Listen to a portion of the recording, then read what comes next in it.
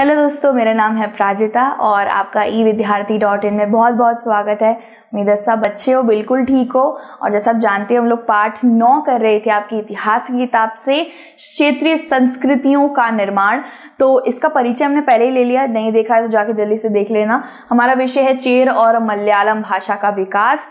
तो परिचय के अंदर भी हमने जाना था दोस्तों कि कैसे करके हर एक क्षेत्र से एक भाषा पनपती है, हर एक क्षेत्र में अलग अलग संस्कृतियां रहती हैं, सबकी विभिन्न संस्कृति है। अगर पंजाबी लोग सबसे ज़्यादा साग, मक्के दी रोटी ये सब खाना पसंद करते हैं, तो वहीं बंगाली लोग मच्छी, चावल, अलग अलग तरीके की सब्जियां, मिठाई ये सब ज़्यादा पसंद करते हैं। तो सबका अलग विभिन्न संस्कृति है जो हमारे भारत को बहुत अलग बनाता है, ठीक है, रोचक बना देता है। तो मलयालम भाषा की बात करें तो मलयालम भाषा सबसे ज़्यादा केरला में इस्तेमाल होती है दोस्तों। और बात करें और भाषाओं की तो तेलुगु भाषा सबसे ज़्यादा आंध्र प्रदेश और तेलंगाना में भी इस्तेमाल होती है, ठीक है। और साथ ही साथ जो हमारी कन्नड़ा भाषा है वो कर्नाटका में इस्तेमाल होती है।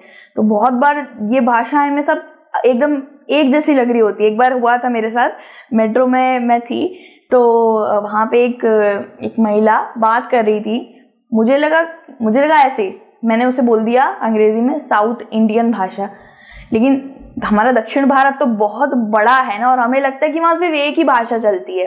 तो एक नहीं, तेलुगु, कन्नड़ा, मलयालम, हर तरीके की बहुत अलग अलग भाषाएं वहाँ चलती है। और मलयालम सबसे ज़्यादा केरला में इस्तेमाल करी जाती है, ये आपको याद रखना है, ठीक है। और चेर की बात हो रही है, यहाँ पे चेर लिखा हुआ था। चेर साम्राज्य, चेर वंशज भी इसके अंदर एक भूमिका निभा रहा है। तो देखते हैं, महोदयापुरम के चेरो साम्राज्य की स्थापना 9वीं शताब्दी में हुई। तो भाई चेरो एक साम्राज्य था, और जब इस साम्राज्य 9वीं शताब्दी में था, मलयालम तब से चली आ रही है। इस साम्राज्य के वक्त पे ये मलयालम और भी ज्यादा उभरी, और भी इसमें काफी अलग बदलाव आए। लेकिन आपको पता चल ही गया होगा कि कितनी पुरानी भाषा मानी जाती है मलयालम, ठीक है। इसका बहुत पहले आविष्कार हो चुका था। और महोदयापुरम की बात करें तो ये केरला में पड़ता है, एक छोटा सा शहर। दक्षिण पश्चिमी भारत यानी कि वर्तमान केरला, जो दक्षिण पश्चिमी भारत पड़ता है ना, समझ लीजिए जैसे हम लेते ही हैं कि यहाँ पे उत्तर पड़ गया, यहाँ पे दक्षिण पड़ गया, ठीक है, और यहाँ पे पूर्व पड़ गया, और यहाँ पे पश्चिम पड़ गया। तो दक्षिण पश्चिमी भारत क्या होगा, यहाँ पे भी जैसे ये बनाया है वो यहाँ पे बना देते हैं। तो इस जगह पे पश्चिमी भारत, दक्षिण पश्चिमी भारत में केरल पड़ जाता है आज के वक्त पे, ठीक है। में वहां मलयालम बोली जाती थी। आपके किताब में भी लिखा हुआ है कि मलयालम केरला की भाषा है। तो शासकों ने अपने अभिलेखों में मलयालम भाषा का प्रयोग किया। आधिकारिक रिकॉर्ड में सबसे प्रारंभिक क्षेत्र भाषा के रूप में जाना जाता है। तो देखिए, संस्कृत भाषा एक ऐसी है कि उसको सिर्फ बोला ही नहीं जाता, उसको लोगों द्वारा सिर्फ बोला ही नहीं जाता, वो सरकारी दस्तावेजों तक में डाली गई है। वहां उस वक्त पे जब सरकारी दस्तावेज, अभिलेख जो भी मतलब लिखने का बनाया जाता था, तो उसके अंदर ये केरला में बोली गई भाषा मलयालम ही इस्तेमाल होती थी। तो देखा गया है उदाहरण के तौर पर, या फिर देखा जाए तो एक तरीके से हमें एक ठोस सबूत मिला है कि सरकारी दस्तावेजों में भी मलयालम रहता था। साथ ही साथ ये हर रिकॉर्ड में अधिकारियों द्वारा बहुत बड़े बड़े दस्तावेजों में मलयालम का ही सबसे ज्यादा इस्तेमाल हुआ है, ठीक है। और आपको याद रखना है 9वीं शताब्दी से चला आ रहा है मलयालम भाषा, ठीक है।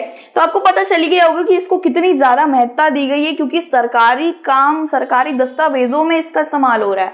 तो बहुत ज्यादा ही महत्वपूर्ण भाषा वहां की मानी जाती थी। तो चेरों ने संस्कृत परंपरा से प्रेरणा ली, संस्कृत महाकाव्यों से कहानियां उधार ली। तो देखा जाए तो जब चेर साम्राज्य केरल के अंदर स्थापित था, तब उस वक्त पे मलयालम भाषा में इन्होंने ही उस वक्त पे मलयालम भाषा के तरीके से आप कह सकते हैं आविष्कार करवाया था। इन लोगों ने संस्कृत से बहुत ज्यादा ही प्रेरणा ली, संस्कृत से ही मलयालम निकली है दोस्तों। तो संस्कृत से ही काफी प्रेरणा ली, काफी सारे दस्तावेज, कहानियां, ये वो उल्लेख वगैरह संस्कृत के पढ़े, और मलयालम को एक एक विभिन्न अंग बना दिया इस भारत का। मलयालम को फिर एक बहुत अच्छी सी भाषा बना दी, मतलब आधी अधूरी भाषा समझ लीजिए, उसको पूरा करा है चेर साम्राज्य ने। फिर मलयालम में पहली साहित्य कृति लगभग 12वीं शताब्दी में लिखी गई है। अब एक इसके ऊपर एक कृति भी लिखी गई थी मलयालम भाषा में, वो लिखी हुई दस्तावेज 12वीं शताब्दी में लिखी गई है। ठीक है, सीधे संस्कृत की ऋणी कहलाती है। ऋणी मतलब कि कुछ उधार लिया हुआ, तो मलयालम संस्कृत का ऋणी है बहुत बड़ा। अगर संस्कृत नहीं होती तो बहुत सी भाषाएं हमारी कभी भी जन्म नहीं लेती। संस्कृत की वजह से ही बहुत सी भाषाएं बनी हमारे भारत में। तो दोस्तों कृतियां क्या होती हैं, अलग अलग होते हैं ना, बहुत बड़े बड़े महान कृतियां। तो हमारे भारत की महान कृतियों में से रामायण भी आता है। रामायण ले लीजिए, महाभारत ले लीजिए, ये सब संस्कृत महाकाव्य में आते हैं। यहाँ पे काव्य व्य छुप गया है, तो भाई बहुत से संस्कृत महाकाव्य में ये आते हैं। तो चेर साम्राज्य के राजाओं ने यही बड़े बड़े संस्कृत महाकाव्य पढ़े। यही बड़े बड़े संस्कृत महाकाव्य पढ़ने के बाद, कहानियां पढ़ने के बाद, अलग अलग दस्तावेज पढ़ने के बाद मलयालम को आधे अधूरे से एक पूरी महत्व वाली भाषा बना दी। ठीक है, और वो सारे लोगों द्वारा क्या बोले जाने लगी, सरकारी दस्तावेजों में लिखी जाने लगी, उसके ऊपर काफी कहानियां लिखी जाने लगी, और 12वीं शताब्दी में एक कृति पूरी मलयालम भाषा में लिखी गई। ठीक है, अब मलयालम भाषा पे एक ठप्पा लग चुका था 9वीं शताब्दी के वक्त पे कि हाँ अब ये एक स्वरूपी भाषा बन चुकी है, एक मूल्य भाषा बना दी जा चुकी है। ठीक है, 14वीं शताब्दी की बात अब करते हैं। 14वीं शताब्दी में लीला तिलकम में पाठ, व्याकरण और कविताओं से संबंधित मणिप्रबलम में 2 भाषाओं का जिक्र करते हुए लिखा गया। अब देखिए 14वीं शताब्दी में अब मलयालम को फिर से कहीं पे इस्तेमाल करा गया है, वो है लीला तिलकम। लीला तिलकम नाम का एक दस्तावेज है। जैसे हम कहानियां नहीं पढ़ते हैं, ये सब नहीं पढ़ते हैं, वैसे एक किताब लिखी गई लीला तिलकम, जिसके अंदर कविताएं और व्याकरण ऐसे करके चीजें लिखी हुई थी, और इसकी भाषा थी मलयालम और संस्कृत। लीला तिलकम मलयालम और संस्कृत भाषा में लिखी गई है दोस्तों। ठीक है, तो यहाँ पे मलयालम जो क्षेत्रीय भाषा है, मतलब जो क्षेत्र की, दक्षिण भारत के केरल के क्षेत्र की भाषा मानी जाती है मलयालम, उसको एक नाम भी दिया गया है दोस्तों। उसको नाम दिया गया है मूंगा, और संस्कृत को नाम दिया गया है हीरा। मणिप्रबलम, मणिप्रबलम का मतलब क्या हुआ दोस्तों, हीरा और मूंगा। ठीक है, तो यहाँ पे संस्कृत और मलयालम को मणिप्रबलम बोला जा रहा है। मणिप्रबलम का मतलब होता है हीरा और मूंगा। तो बोला जा रहा है कि लीला तिलकम, ये जो दस्तावेज है, इसके अंदर संस्कृत और मलयालम ये दोनों मणिप्रबलम हैं, यानी कि एक हीरा है तो दूसरा मूंगा है। मूंगा भी एक नायाब पत्थर ही होता है दोस्तों, मणि समझ लीजिए। ठीक है, तो उसको इनसे क्या संबंधित करा गया है कि भाई संस्कृत है हीरा और मलयालम है मूंगा। मूंगा और हीरा मतलब मणिप्रबलम होता है। ठीक है, तो इन दोनों को भाई बहुत ज्यादा उच्च उपाधि दी गई है। जैसे होता है नहीं है, माँ तुम मेरी आंख का तारा हो, माँ को क्या बोल रहे हैं, तारा बोल रहे हैं। ठीक है, या तुम तो बिल्कुल हीरा लग रही हो, तुम्हें क्या कर दिया, हम लोगों को संबंधित कर दिया। अरे ये खाना तो बिल्कुल मोतियों जैसा लग रहा है, अरे ये अंगूर तो बिल्कुल मोती जैसे लग रहे हैं। तो क्या कर रहे हैं हम उससे, मोती से संबंध कर रहे हैं कि तुम उसकी तरह दिखते हो।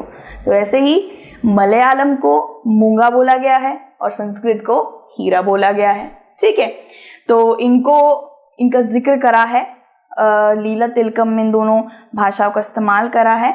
एक संस्कृत और केरल की क्षेत्र भाषा है, ये 2 भाषाओं को हीरा और मूंगा बोला गया है। लीला तिलकम आपको याद रखना है कि 2 भाषाओं में लिखी गई है, कि संस्कृत, एक है मलयालम। मलयालम 9वीं शताब्दी से चली हुई आ रही भाषा है और चेर साम्राज्य के वक्त से आ रही है। चेर साम्राज्य भी उस वक्त पे ही था और चेर साम्राज्य ने इसको एक मूल रूपी भाषा बनाने में बहुत सहायता करी है। कैसे सहायता करी दोस्तों, बहुत बड़े बड़े काव्य खंड, संस्कृत गद्यांश, ये सब पढ़ के। ठीक है, तो भाई यहाँ हमारा एक छोटा सा विषय था, ये हमने पूरा कर लिया है, उम्मीद है समझ आया होगा। शासक और धार्मिक परंपराएं, जगन्नाथ संप्रदाय, तो ये वाला जो विषय है ये हम पढ़ेंगे, जी हाँ मेरे कदरदान, दूसरी वीडियो में।